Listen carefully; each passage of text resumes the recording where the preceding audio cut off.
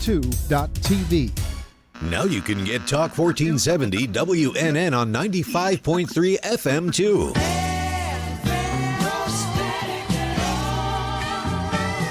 Loud and clear. Health and Wealth Radio, WNN. The opinions expressed on the following sponsored program are strictly those of the host, guests, and callers, and not necessarily those of this station, its staff, management, or sponsors.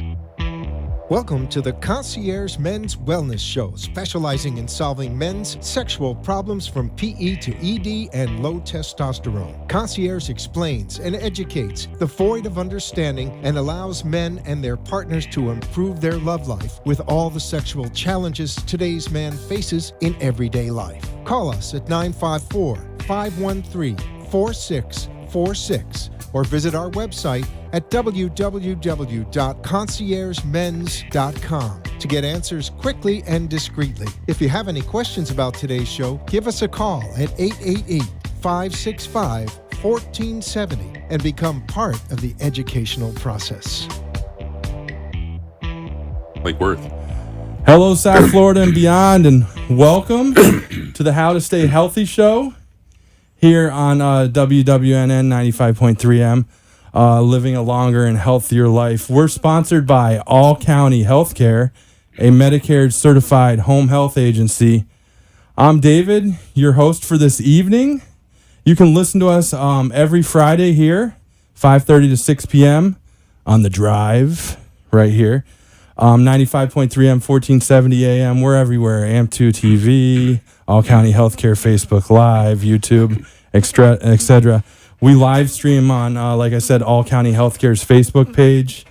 You can also go to All County Healthcare's website to see past episodes. And if you have any healthcare questions, please call 1-888-717-7170. Ask for Maddie. She will be happy to answer all of your home health questions. And I'm going to give out the number here again in a minute, but I don't want to waste any more time. We're lucky enough to have Dr. Stuart Himmelstein, right from neighboring Delray Beach. He's on staff at Delray Medical Center and Quality Medical Associates of West Delray. And like I said, he's an internist, but we're going to make that a lot easier. He's a doctor for adults. Dr. Himmelstein, welcome to the program. Thank you. I was trying to get that out, doctor for adults, because we talked a little bit about that. Because internist is a little confusing for the general public. Yeah, so it's a primary care doctor for adults. Okay, that's a lot easier. Most of my patients are pretty much geriatric. Oh, really? Okay. Yeah. Okay. So you mainly I guess baby boomer age all the way until what's your oldest patient? Right now, about 104. Oh, wow. Yeah. Over 100. Wow. That's great to hear. We have a few kids in the practice that are around 60 and 65. Oh, kids. Yeah. Baby boomers. They're kids, they're babies. Some real babies who are only like 22, 23 years old. Yeah. So you go all the way, to 18 to infinity? Yeah. Now, I really wanted to have you on the program because obviously you have a vast areas of interest in internal medicine, which we're going to talk about a little later, but I really want to get into it. You have a unique story where you were maybe the physician who would talk to patients about, I'm going to say it, like a scary disease or kind of a scary development, and then fast forward, and you even studied that in medical school, but then fast forward, you came to develop a condition later in life. So tell me a little bit about, I guess it's kidney disease that you have, and then start with that a little bit, and then I want to know, obviously, what were you doing, where you found out, and then we'll go into a little bit more about that. You know, as a physician, you like to think you're empathetic and you can feel what the patient's going through, but it's always they're the one that has the problem. And then suddenly I'm the one with the disease. I was randomly, being a physician, I will try to humorously say, as a physician, therefore a lousy patient, one doesn't usually do routine things like we advise people to do.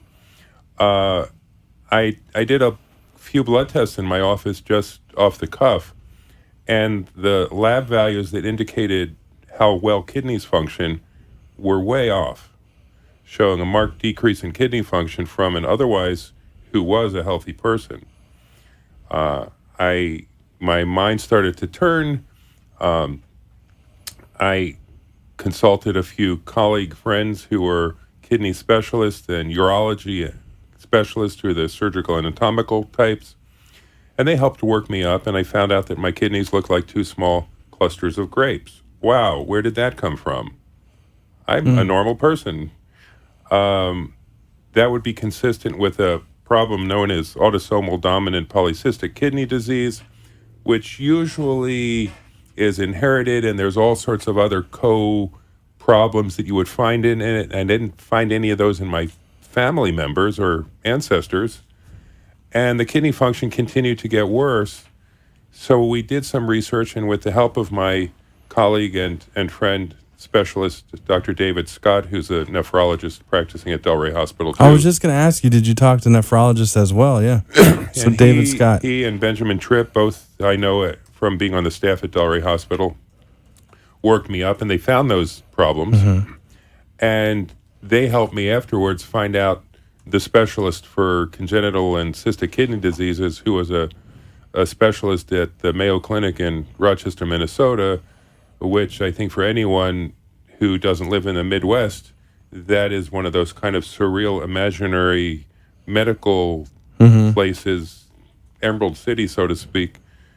And that became a reality for me. And I called this doctor's office, Dr. Torres, asked if he was seeing a new patient. He was. I asked for the first available patient visit. That was 6 years ago. He was that was the most well-run, most organized place I'd ever been to, but he was the very humble, soft-spoken guy, and he, over a few days, worked me out to have a problem called tuberous sclerosis complex, which normally, it's usually a congenital abnormality shortly after conception. It usually presents in very young children as severe cognitive impairment and neurological abnormalities. When you dodge that bullet, you go along fine, and sometimes it can present as odd tumor formation or kidney form, scarring over and stuff, which here I am. This man who deals with this kind of a problem all over said he has only seen my presentation in his long history only 3 or 4 times. Extremely rare. So we go from being the doctor who becomes the patient, and it's like, why me, to not only that, but in training we used to have a saying, the last thing you want to be is the interesting case. Suddenly, boom, you're the interesting case. So unbelievable. With that diagnosis, and we didn't do gene studies at the time because I had enough major criteria for the diagnosis. We knew that it was only a matter of time that my kidneys would fail, and I went back to him again. Fortunately, my health insurance was even cover Mayo Clinic in Minnesota. That helps nowadays with the way that's set up. We won't go there, though. Let's stay on track. Yeah, we'll stay away from healthcare. Maybe for another show. But I'm just simply, it's like, okay, I won that lottery ticket. My healthcare insurance covers that. On to the next. So he wanted me back a year later for a follow-up, and at that year later, he looked at me and he said, I want you back in 4 months to be worked up to be on the deceased donor kidney transplant list because you're going to need one. Wow. Okay, my mind was in a spin. When I would go out there, I'd spend the weekend out there too, and it's like that weekend you would just sort of spend in La La Land, getting your arms around what's happening with me. I imagine anyone who's diagnosed with something really strange goes through that kind of thing. And got worked up, and since December of 2012, I've been on a deceased donor transplant list for my blood type, O positive. The average is about 5 years for deceased donor. And I've gone back there once a year to stay on it. I'm active on a few different transplant centers for these lists. But also I became aware about a year and a half ago that you can be very successful with social media as a means to find people, if friends, family, relatives. People you don't even know. Yeah. It just takes a click to connect. Friends and family tried to help me, but they got screened out. The screening process for a live donor is very rigorous because, we first go by the adage, first do no harm. And some of these people, they got screened out for various reasons. And I even had a good friend halfway across the country. His wife was going to give me, but this dear friend of mine got very sick. And needless to say, the attention was directed elsewhere for very understandable reasons, I agree. But so we started this Facebook page about a year ago. We like and share as much as we can to continue getting the word out so that people will continue sharing and getting it out to others. And that has been found to be a successful way of bringing possible donors to people, because a healthy person only needs one kidney.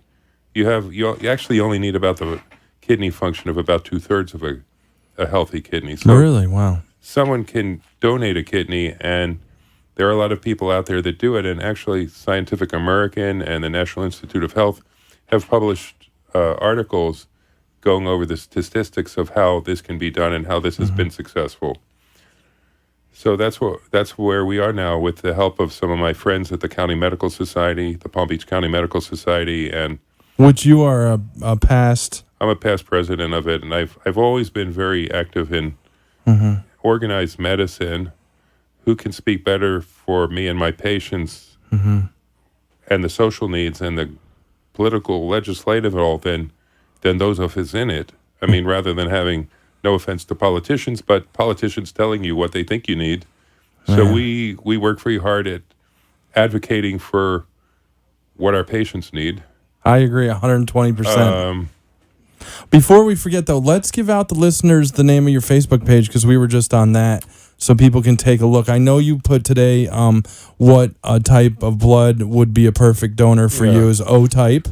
O positive. I saw that today. And then if you tell everyone your Facebook page. Well, the Facebook page, and if you do the search on the Facebook site, you search for New Kidney for Stu, STU, and you're gonna see that page. And there's once or twice a week we put a new informative post on there with all my contact information. The Mayo Clinic and the Mayo Clinic phone number, and the Cleveland Clinic, Florida, which is in Weston down here, a little west of Fort Lauderdale. Let me give those out. So Mayo Clinic number is 1-866-227-1569. Cleveland Clinic, Florida and Weston, 954-659-6750, option 3. We'll put this info up on All County Healthcare's Facebook page as well as it's on your page. Thank you, David. As well. I appreciate it. Definitely. So there's some info. And if you have any questions for Dr. Himmelstein, there comes a question in on my text right there. The bottle cap. It's Friday, so the bottle cap there, 1-888-565-1470 is the number. We'll be here till 6. Hold that thought, Dr. Himmelstein. We're going to take a quick break, and on the other side, talk to you a little bit more about this fascinating story on how to stay healthy. Okay. All County Healthcare, Inc. is locally owned and operated, serving the Tri-County area, Palm Beach, Dade, and Broward counties for the last 25 years. The practice of medicine is changing dramatically. All County Healthcare, Inc. still does it the old-fashioned way, where our nurses and healthcare professionals come into your home to service your medical needs, providing you the fastest and best care possible.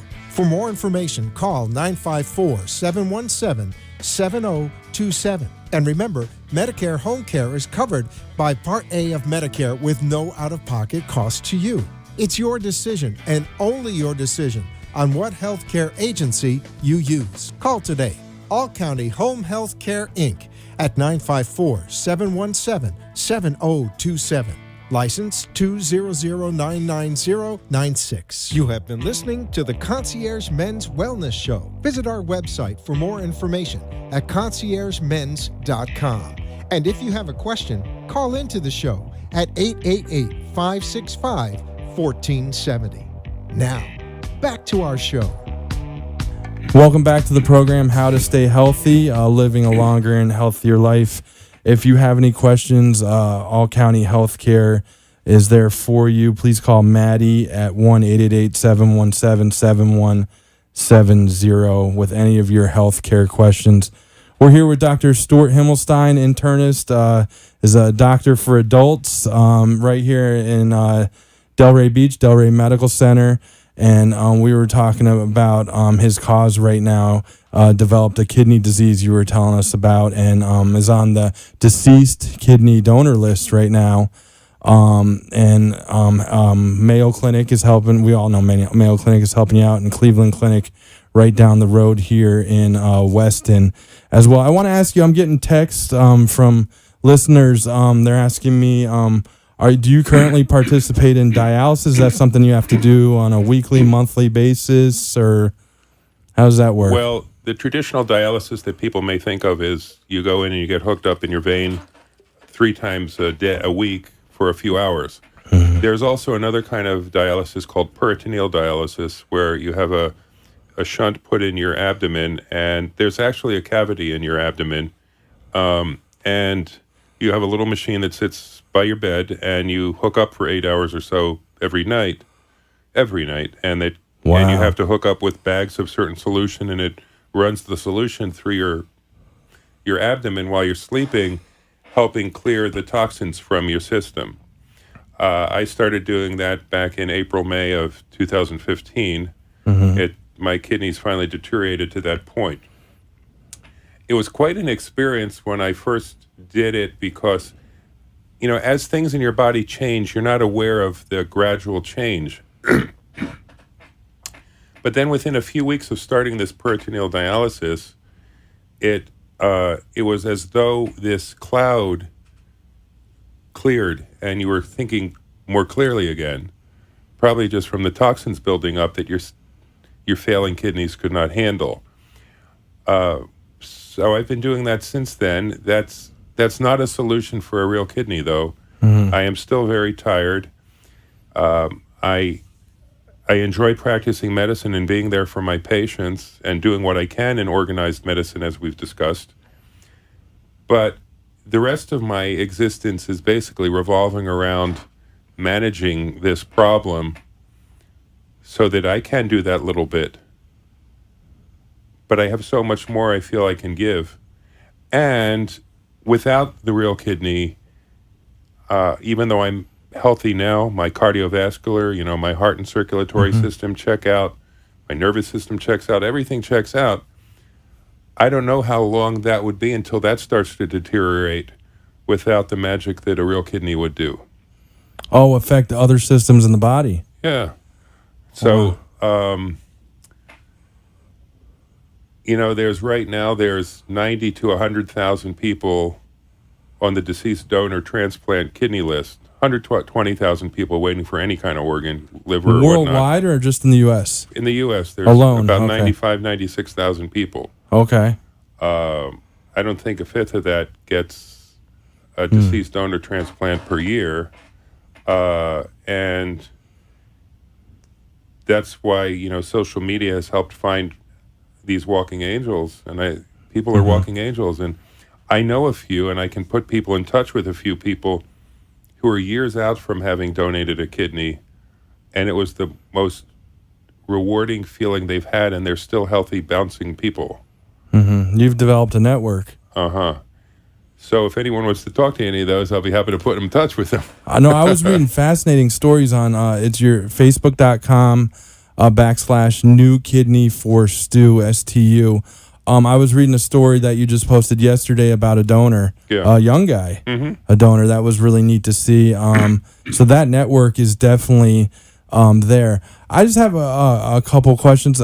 Before you said that your kidneys had shriveled to the size of grapes, I'm not familiar how big a normal kidney is. I kind of know in the body where they are, but I'm really a novice at knowing. It varies per person, size and everything, whether how many centimeters or whatever, wide and long they are. But it's the kidney function that's actually taking place.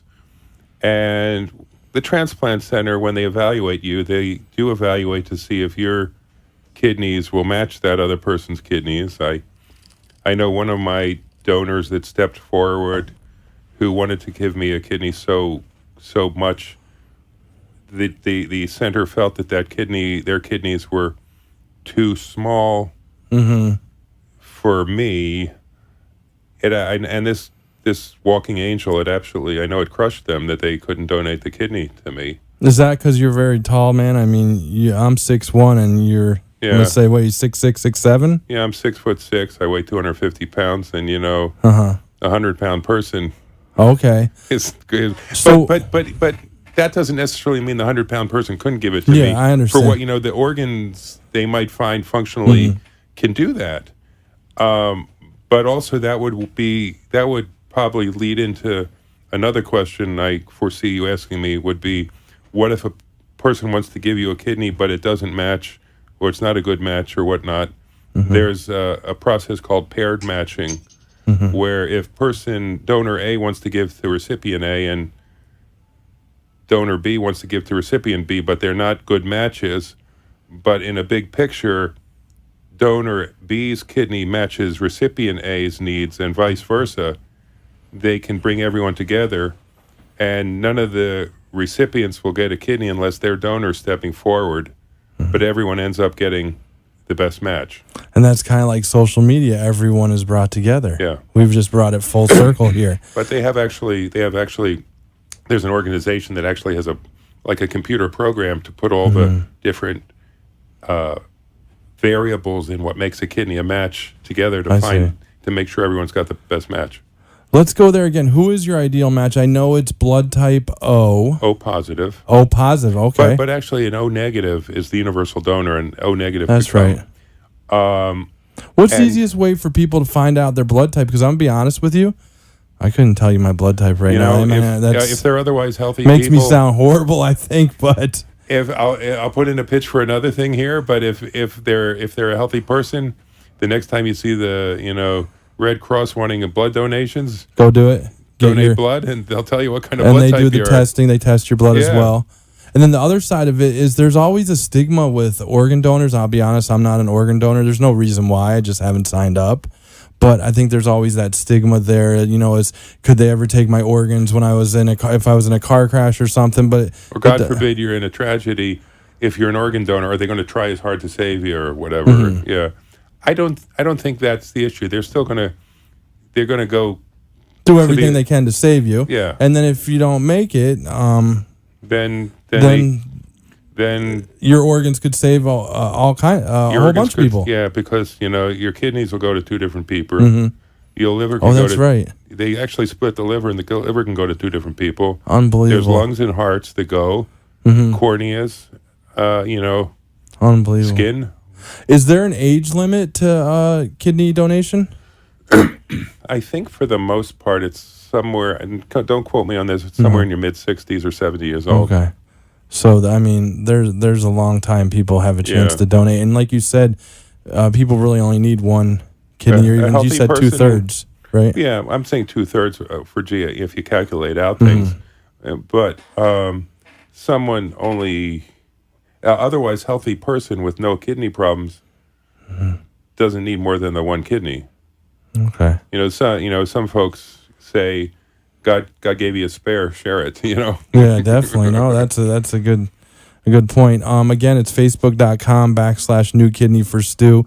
We're right here on the air right now, 1-888-565-1470. If you have any questions for Dr. Himmelstein, he's an internist at Delray Medical Center. And I want to get that right. Quality Associates of West Delray is Quality Association of West Delray. Okay. Yeah, that's your office. That's close enough, yeah. So, how do you feel day to day? Do you have some days that are better than others, or does it vary, or is it kind of the same? I think clearly, but I pace myself because I do get tired. I get tired a lot easier, and just don't have the oomph that sometimes you need to just be you. Do you have to be on a strict diet as well? Does that help? I do need to be on a strict diet. Okay. it's kind of a boring diet. Anything with a lot of potassium in it, like bananas, tomatoes, cantaloupe, potato skins have potassium in them. I can't have phosphorus, which is all dairy products. So the heck with splurging on that ice cream sundae. No. Chocolate.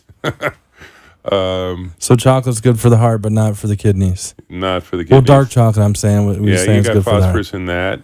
And any kind of grain or nut is got phosphorus in it. And I don't have the kidneys to process the phosphorus. And even though I take a special medicine with meals to help bind the phosphorus, still, you don't want to put stuff in that you can't clear out. This is closer to a Mediterranean diet, a lot of fish, a lot of vegetables that aren't the ones you mentioned, olive oil. Yeah, that would probably do. Okay. Yeah. But I know it's stricter than that because I see the way you're looking at me. So but that's okay. All the fun stuff that, you splurge on. Nope. Let me ask you a question. I got another text from a caller. And can kidney disorders be inherited? Is this something that genetically kidney disorders? Yeah, kidney disorders can be inherited. This could be inherited. This kind of the disorder doesn't, but the genetic abnormality that can lead to this. Sometimes, if you inherit the disorder, it doesn't necessarily declare itself and present. Also, people with different kind of connective tissue diseases, inflammatory diseases, diabetes, and hypertension can suffer gradual reduction and loss of kidneys.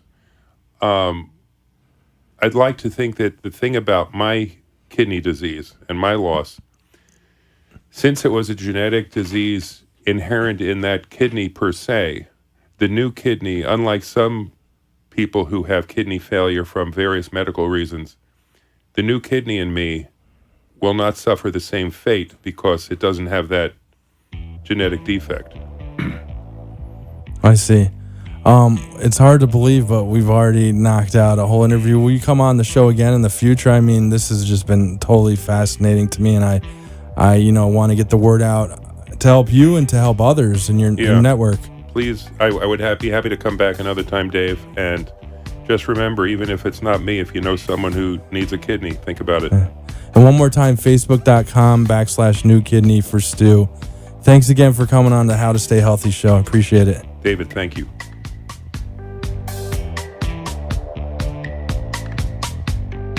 You have been listening to the Concierge Men's Wellness Show, making men feel great again and making their mates smile. Call us at 954-513-4646 and let us specialize in making you and your mate happy. The opinions expressed on the preceding sponsored program were strictly those of its host.